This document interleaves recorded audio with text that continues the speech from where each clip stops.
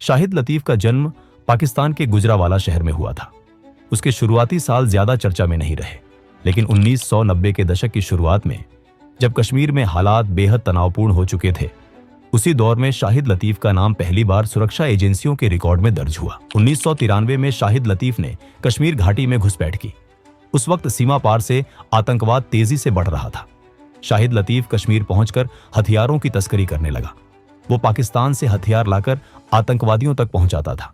सिर्फ इतना ही नहीं, वो कश्मीर के युवाओं को भी भड़काने लगा। उन्हें बड़े बड़े सपने दिखाए जाते थे, गुमराह किया जाता था और धीरे धीरे आतंक के रास्ते पर धकेला जाता था। लेकिन ये दौर ज्यादा लंबा नहीं चला। 1994 में भारतीय सुरक्षा बलों ने शाहिद लतीफ को गिरफ्तार कर लिया।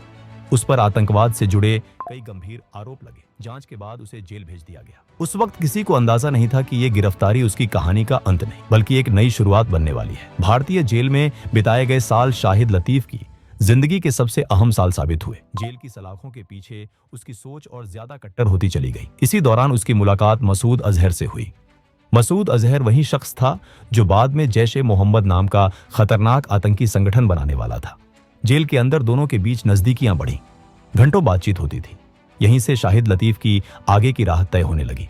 जेल ने उसे सुधारा नहीं, बल्कि और ज्यादा खतरनाक बना दिया। 1999 में एक बड़ी घटना घटी। इंडियन एयरलाइंस की फ्लाइट IC-814 का अपहरण कर लिया गया। आतंकियों ने विमान को कंधार ले जाकर भारत सरकार पर दबाव बनाया।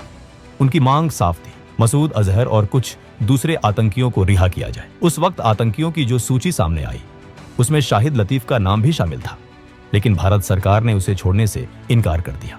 मसूद अजहर रिहा होकर पाकिस्तान चला गया, लेकिन शाहिद लतीफ जेल में ही रहा। करीब 16 साल तक वो भारतीय जेलों में बंद रहा। आखिरकार 2010 में सजा पूरी होने के बाद भारत सरकार ने उसे पाकिस्तान डिपोर्ट कर दिया।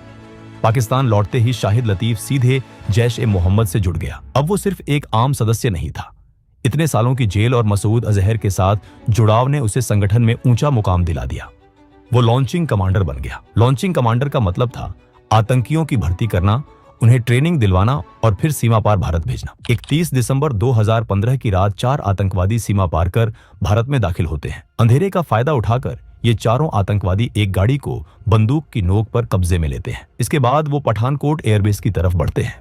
चारों आतंकवादी रात के अंधेरे और चारों तरफ फैली घास का सहारा लेकर अंदर घुसने में कामयाब हो गए। माना जाता है कि उन्होंने 11 फीट ऊंची दीवार पर चढ़ने के लिए नायलॉन की रस्सियों का इस्तेमाल किया। अंदर घुसने के बाद वो घनी झाड़ियों में छिप गए। 2 जनवरी 2016 की सुबह करीब 3:30 पर हमला शुरू हुआ। अचानक गोलियों की आवाज गूंज उठी। आतंकवादी अंधाधुंध फायरिंग करने लगे। ग्रेनेड फेंके गए।